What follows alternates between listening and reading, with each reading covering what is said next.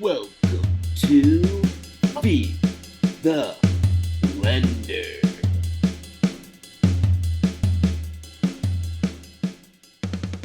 What's up? Welcome to Feed the Blender. I'm your host, Schmeeb. My co-host, Zerch, is with me somewhere in the Midwest. You could find him. What's going on, buddy? Another day. The NBA, it's, never quiet. No, it's not, dude. I'm so jacked for this upcoming season. I think it's gonna be huge for this young talent that we have going on. So, and the parity of last year, if that continues, that pattern continues, I mean, it's gonna be super competitive this year. So we're gonna get into it right away. We're gonna start by breaking down each division, starting with the Atlantic Division. And starting with our first team, we're going to go into Boston. In my opinion, really not much to say here. They basically return all of the players that took up minutes in the finals last year, and they add Malcolm Brogdon in the mix. So he'll facilitate off the bench. He'll give you 15, 16 a game off the bench and crucial minutes down stretches of games. And I mean, you just figure Boston's going to be a 60-plus win team, and they'll contend again. yeah, dude, agreed. And I mean, they really didn't give up a lot for him either. I mean, I don't know if you saw the memes and whatnot, but there was one where it said that oh yeah, Boston gave up a box of crayons for freaking Brogdon, which is hilarious. The only notable.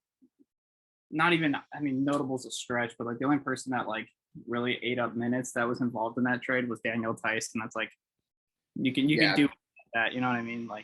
It's not a huge deal. Daniel Tice has basically just been this version of the journeyman in this day and age is in the league, and Boston seems to always bring him back because he's a tall white guy that misses threes. So, You hate to see him go. I know he's a fan favorite, but so yeah, I think we're both on the same page here. It's basic. Boston's going to be dominant. Everything screams for them to win regular season games. The defense in the second year is going to be phenomenal. You got to hope Robert Williams stays healthy, at least plays 65 plus games. I agree. If he were to stay healthy and take another step, dude, he's gonna be nuts. Yeah. Down to Brooklyn. What a tidal wave of a franchise Brooklyn is. First of all, the obvious, you can go down the three question marks: Kyrie, KD, Ben Simmons. Are they going to be playing? Are they going to be traded? Who knows? It's so ridiculous right now what's going on in Brooklyn. You get rid of Bruce Brown to Denver. Dragic is gone. Is Ben Simmons ever going to play a minute on the court? Are we set? There's so many question marks around this team. I couldn't even make a top five. A starting five? Yeah, I couldn't make one. It's a crapshoot. It's dependent on so many different things right now. Yeah. AD wants out. Kyrie said he's into play, but take that with a grain of salt. Ben Simmons left the team group chat after asking if he was going to play in Game 4. I don't know how. Real Housewives kind of vibes in Brooklyn right now. If you look at the beginning of last year, you saw what Brooklyn had lined up on their roster, and it's just everybody predicted Lakers, Nets in the finals 100%, and neither team did anything. Brooklyn at least made the playoffs, but outed in 4. That is that's a tough pill to swallow. Yeah, the roster is such a crapshoot at this point that it's really just tough to even evaluate what they're gonna do. I do have to give a special shout out right out of the gate. Alondes Williams went undrafted. He's on the roster right now. Milwaukee Riverside High School former ACC Player of the Year at Wake Forest last year. Huge shout out for the 414. We always love when Milwaukee guys get in the league because, they're going to start hooping right away. So hopefully he has a good career. All things work out in his path. He might get some minutes this year just with all the open spots potentially. Might get a couple, who knows? As far as young players on that team, the obvious one is Cam Thomas. I mean, just huge upside, scoring machine. Again, minutes will be boosted a ton with KD and Kyrie out. Nicholas Claxton, also a fourth-year guy, shown good stretches of basketball. 20 minutes a game, 8.7 points, 5.62 boards, and a block a game. My thing is KD, Kyrie, if they're gone, this is a 30-win team. This is, I think that's being generous. Best. Yeah, that's being generous. So this team is going to be rough for the next few years, and it's going to be pretty goofy to watch. It's definitely going to be a very unique situation, especially in the off season next year. Yeah, so I don't even think that they have picks either. Like they're literally stuck until they can get rid of Kyrie or KD to get the picks. Yeah. Or Simmons at that point too. But yeah, you'd assume that they would probably ask for picks if they're giving away KD or Kyrie. Yeah. All right. You had some stuff on the Knicks. Yeah, I think the Knicks will be an interesting team next year, especially with, obviously there's all the hoopta on whether or not Donovan Mitchell is actually going to go to New York or not, if he's going to be traded there. But they had a couple big free. I think, I wouldn't say that their offseason moves have been poor by any means. I think they probably overpaid Brunson a little bit. But signing Brunson to 4 years, $104 million, that's a huge deal for them. That's a starting point guard right away. And then as bitter as I am to say, I think, them re-signing Mitchell Robinson is huge for them. That's a solid center. Yeah. Long, can't ask for much more than that. Young too. Huge. Yeah. Super young. Huge career in front of him. That's a great re-sign. Yeah, and since he's been in the league, all of his numbers in the major statistical categories have all improved. So it's all you ask for out of somebody that you drafted. So that'll be huge. Wish the Bulls would have gone for him, but we'll discuss that later. Robinson played the most ever games that he's played in his career last year, and that was 72. So that's a lot out of a Big 7. time.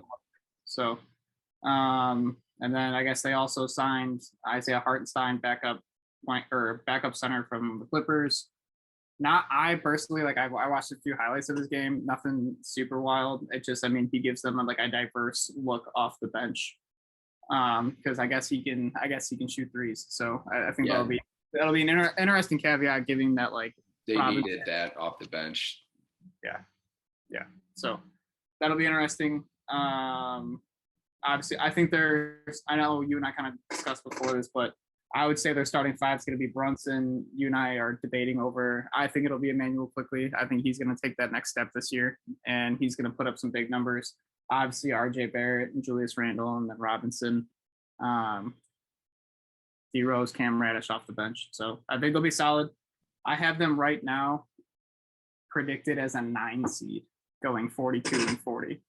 So I feel like that's relatively fair. Obviously, if the Jazz trade Mitchell for the bajillion picks that New York has, then they could make for a very interesting season out of them. Do I think that makes them a top 4 seed in the East? Probably not.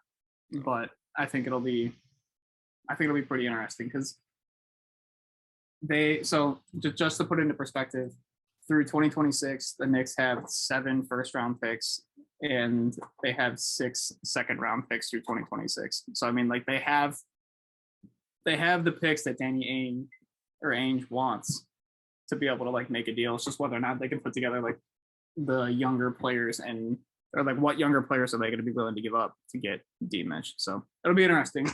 I don't believe that Mitchell is going to be a starter by or he's not going to start for the Jazz come opening. Yeah, I get the sense he's staying in Utah for the time being. Yeah, we'll see. It'll be interesting. Do you have any other like notes or highlights on the Knicks at all? Yeah, I had him roughly around where you had him. I think my description of this team was fringe in every description of the word possible. Fringe playing, fringe above average team. Like it could go either way. A lot of it feels incomplete. It feels like they're kind of gearing up for maybe next year to be aggressive in the offseason and make a real move at getting another superstar into New York. As far as what I think they're going to do in the season, I'm thinking somewhere in between 34, 38 games. I don't see them being anything higher than an 8 seed. They just, unless RJ Barrett starts averaging 25 a game and Brunson's playoff run wasn't just like a crazy playoff run, like he goes on all NBA kind of season, I just don't see them winning a ton of games with how deep the East is this year and the top 4, top 5. Like that's a pretty heavy East. Yeah, and I did make a note that like I mean Brunson averaged 16 points a game last year in the regular season. Yeah, and on 37% from 3, which is pretty damn good, but 55% just total field goal percentage, which for a 6'1" point guard is nuts considering how many shots he takes in the paint. But yeah, I don't know. I do have it predicted though that I don't think Brunson will average like a better points per game in like this upcoming season that he did in the playoffs. He'll be asked to take more shots than he was taking in Dallas. So it could just by nature, be more. He'll have a jump in points. I figure it'll at least go up 2, 3. He'll be 18, 19 a game. Yeah, and I mean they just paid him like big money. So I mean New York has the decision to make of like who are they going to like want to like have their offense go through. Because I mean Randall averaged 20 a game last year, Barrett averaged 20 a game last year, and Brunson averaged, I mean, like I said, 16 but 21 in the playoffs. Like you're gonna have to ask one of those 3 guys to like take over and be their team. And I think they're banking on Barrett taking that next step too. I mean, he's shown like good progression so far in like the first 2 years that he's been in the league. I feel like he's been kind of like slept on. Yeah, a little bit, especially when considering he's second pick in that draft, right behind Zion. Yeah. So, I mean, second pick in the draft, and that's a deep draft. It is a deep draft, yeah. So, yeah, I also want to talk about Quentin Grimes. His name's come up in a bunch of trade rumors for Kevin Durant, Donovan Mitchell. He was in a bunch of the Jalen Brunson ones. I mean, this kid, 3-level scorer, did work at Houston, took him to the Elite 8. In 17 minutes a game, he was 38% from 3. 46 games played last year, couple in the G League. I mean, this dude just can score.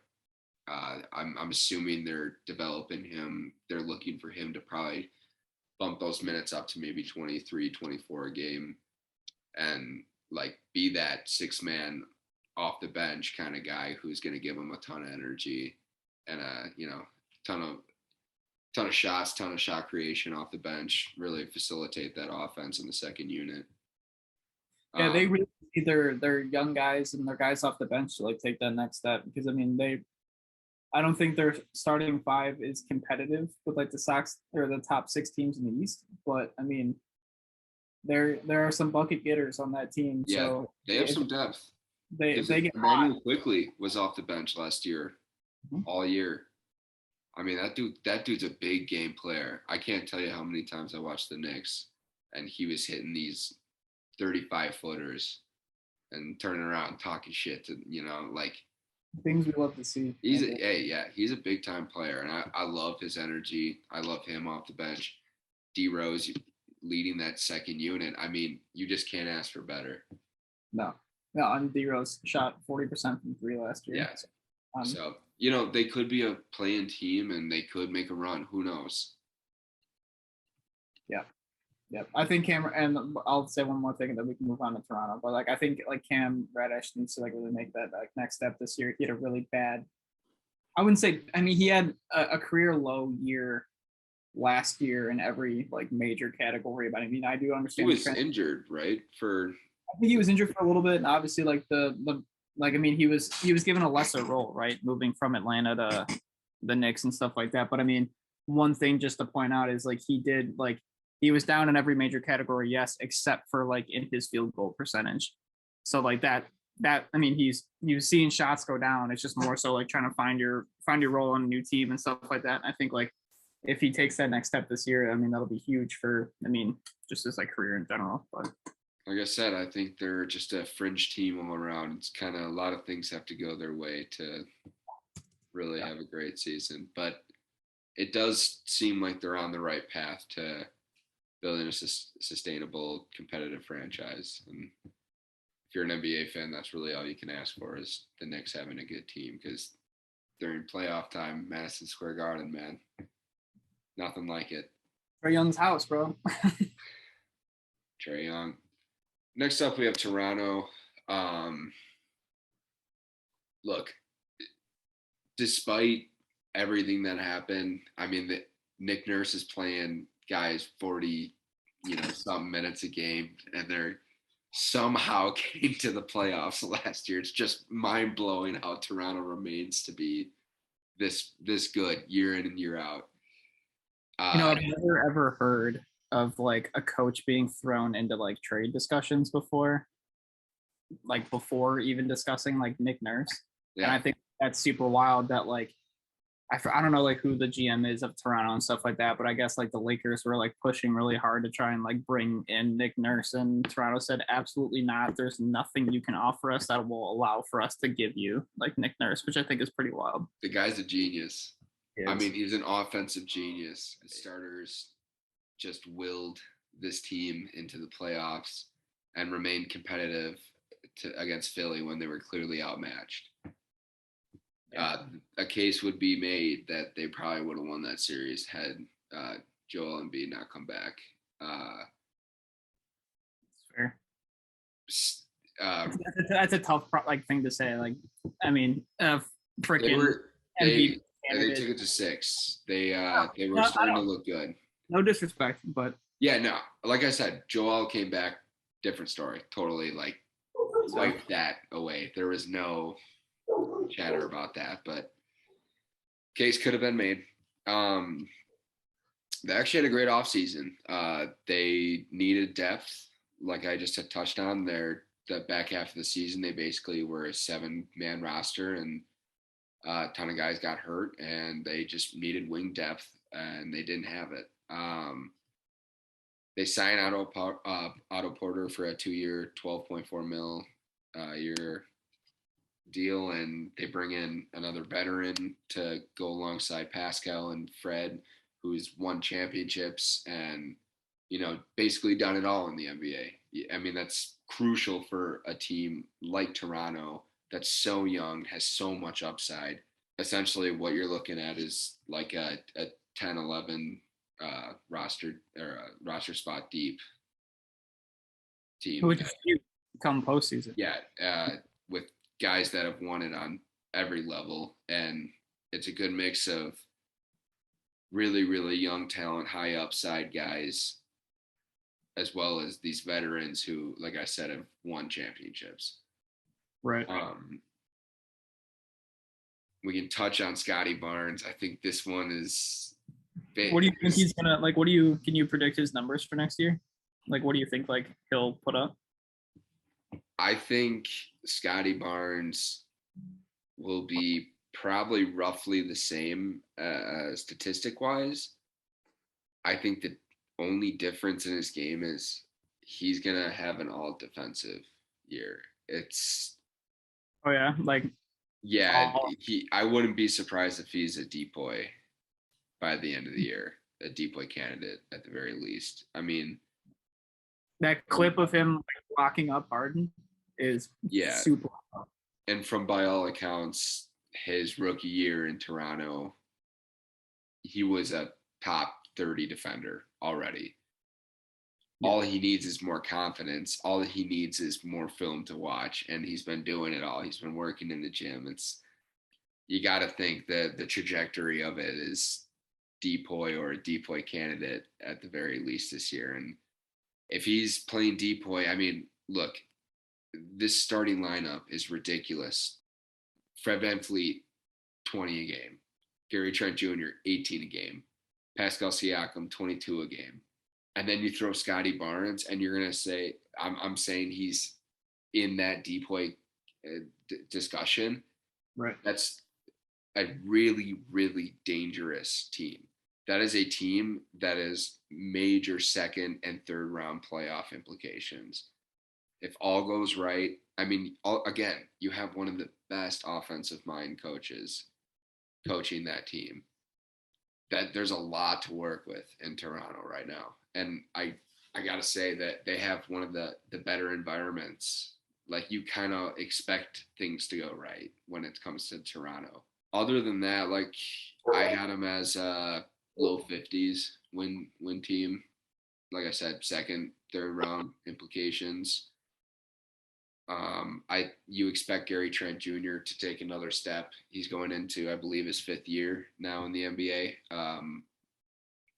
That guy just gets buckets. It's ridiculous watching him play. Yeah, and I thought it was super awesome to see like him. Like, I mean, he was deep in his bag, like in his time in Portland, and then for him to like continue that in stride, like going to Toronto. Yeah. Yes, probably in part to like Nick Nurse and like his offensive mindset, but still, dude, like that's a guy that can spot up and create his own shot off the dribble, and he's like going into an offense and still getting almost 18 a game, or I mean over 18 a game at this point. So I think it'll be cool. I think he'll probably put up over 20 a game next year if Barnes stays at like right at that like 15 point mark. Yeah, and so you just do the math, and it's like 3 of your starters are all hovering right around that 20 a game, and then you have a rookie who just averaged 15 a game and played, what was it, 73 games? No, 74. I mean, and ask for much more than that. If Scotty Barnes is as good as everyone around the league thinks he is, Toronto, but yeah, they could be legit. I mean, this is we've seen it in the past. The perfect formula for winning is veterans who have already won and young guys who are making that next step. Golden State has capitalized on this time and time again. Yep, absolutely. So we'll see. We'll see. A lot of good things happening in Toronto right now. Yeah. All right. So let's finish this Atlantic Division breakdown with the Philadelphia 76ers, Meek Mill's hometown. Shout out. We love Meek Mill on the Feed the Blunderbuss show. So Young Poppins. You already know. The big signs, the 3 that I'll go into detail about. PJ Tucker, I believe he's 38, correct, this year. From all accounts, they're banking on PJ having another great defensive year, being able to defend the best player on basically 2 through 4 on the opposing team. He's going to stand in the corner on offense. James Harden loves that. He's going to knock down corner threes at a high clip. I mean, he adds a ton of, dog mentality to this team, and that's what they desperately needed. They had no fight in them, it seemed, when they were in that. I actually went back and watched that game 6 of that Miami Philly series today, and man, oh man, I mean, it's rough seeing a Philly team get booed in the third quarter. Yeah, I know Philly fans are notorious, but it's rough watching that happen.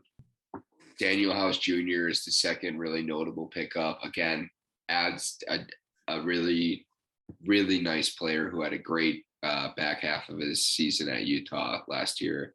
Played well with Harden in Houston. Yeah. It has a history with Harden. By all, again, I'm saying this, by all accounts, this should be a perfect match.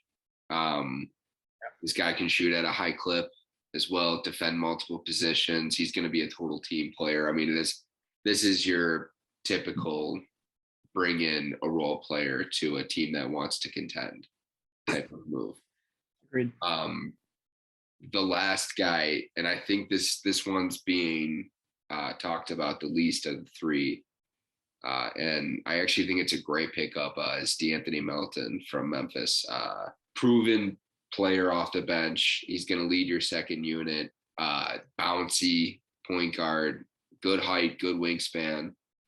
He's gonna facilitate in your second unit, and again, it's just even more depth for a team that really desperately needed it last year. They needed scoring from outside because we don't know if James Harden's ever going to get back to that 30 a game James Harden that we became basically used to when he was on Houston. So yeah, and they really need somebody to like hold that down as well. Yeah, and since, like Danny Green's not coming back until probably like close to the season, because I mean, he was an ACL in the playoffs, right? Mm-hmm.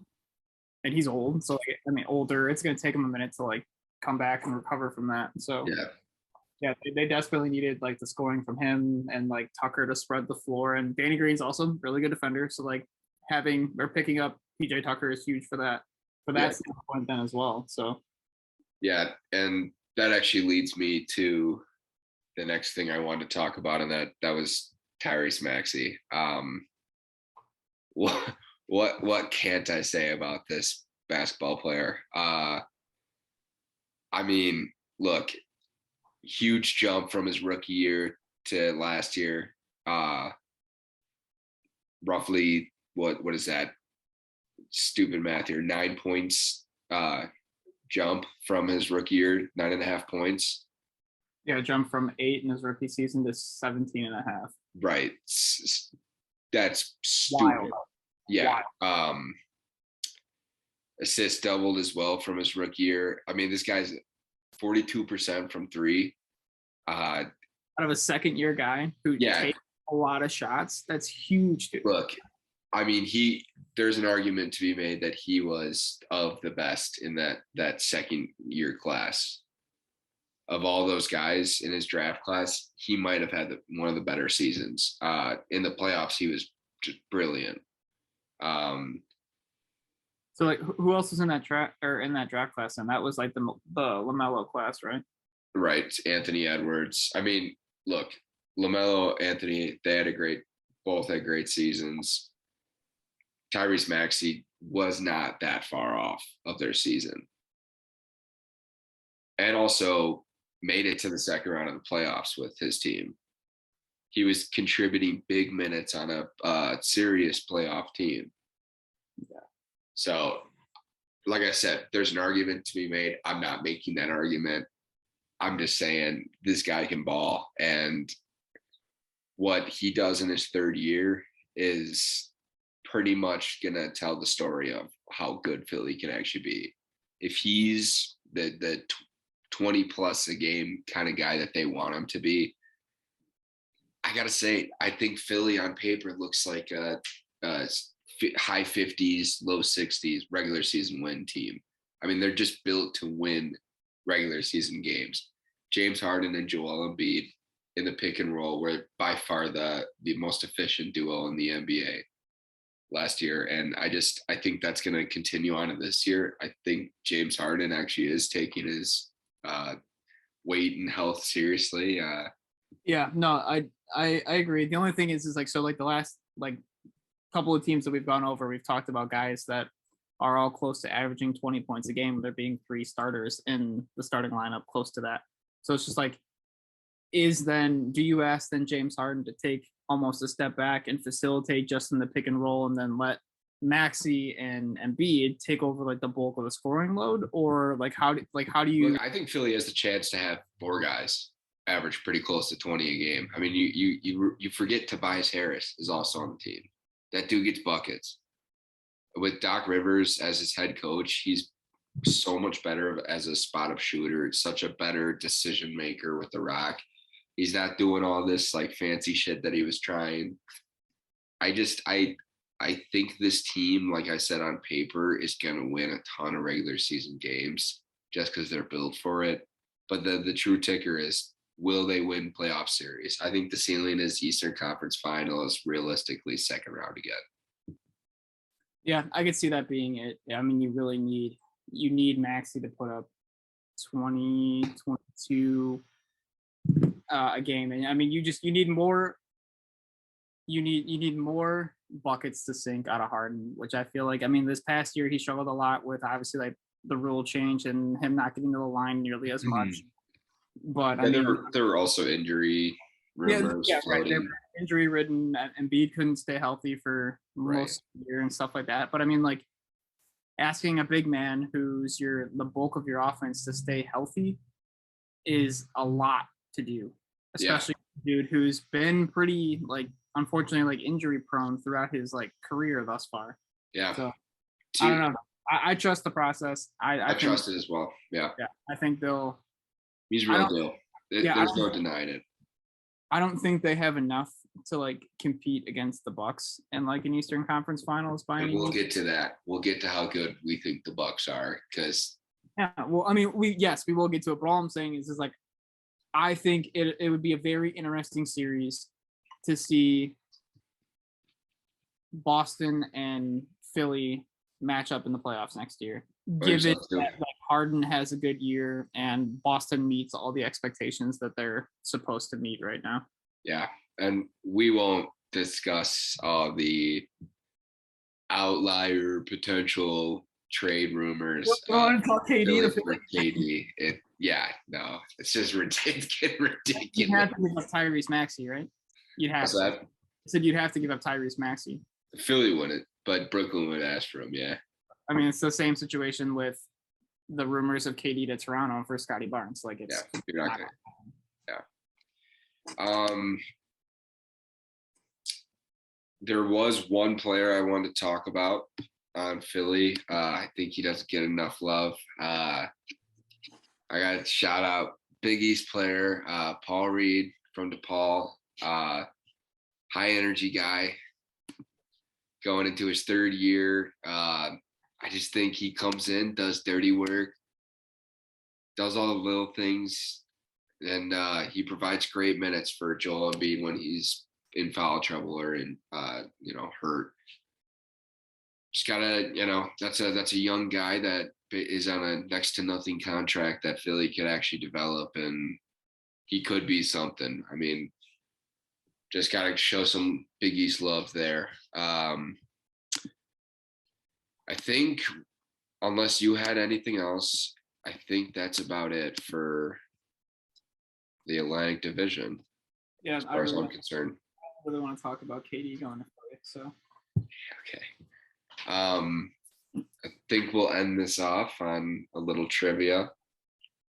So I'm actually gonna be able to answer. Am I gonna sit here and struggle? You should be able to get this one. So the rules are, I'm going to give you all the teams in order who he played for, and you get one hint. Can I also get the year that they were drafted? I don't know if that would help you in this case. I could think of a second hint that would help you, but I think you'll get this. Okay. So starting with the team he got drafted by, Washington, played for Detroit in the majority of his years, and then finished his career in Chicago. How long was the career? Roughly 13 years, I think. Did he win a ring? Yes. Is it Rip Hamilton? Yes, sir. Let's go, baby. There you go. Nice. Go, baby. Nice. Yeah, the hint I was going to give you was same McDonald's All-American class as Kobe. I wouldn't have. Over my head. The second hint would have been UConn. I think you would have gotten it off of that one. Nope. You know, All right. the McDonald's game that I think of is in reference to Kobe is Steven Jackson. Yeah, that's the same one. Yeah, I know. Yeah, it was I had Rip. nothing to do with the teams, but like that's what, like my when like you gave that hint. Yeah, no. Kobe, Steven Jackson, Rip Hamilton, Shaheen Holloway. I believe Jermaine O'Neal, Tim Thomas. Yeah, you're right. Tim Thomas, Steven Jackson, Jermaine O'Neal, Shaheen Holiday, Rip Hamilton, Nate James, Kobe Bryant, Charles Hathaway, Asil Adamov, and Willie Durst. So there you have it. My basketball knowledge does not fail me. It does not. Usually doesn't. Usually doesn't. All right. I think it's been a great first app. Yeah, dude, this was a blast. Yeah, it's Thanks fun. Next up, I believe we'll have a third with us who also He should shall have. not be named. Yeah, Until next week. yeah, should have a good rapport with him as well. We go way back. Yeah, huge Bucks guy. So we'll be Huge curious to see Bucks what guy. he says about that. So, Yep. So we're getting into the Central Division next week. All right, brother. Good to see you. Yes, sir. See you next week. Feed the blender, baby. Be the All right.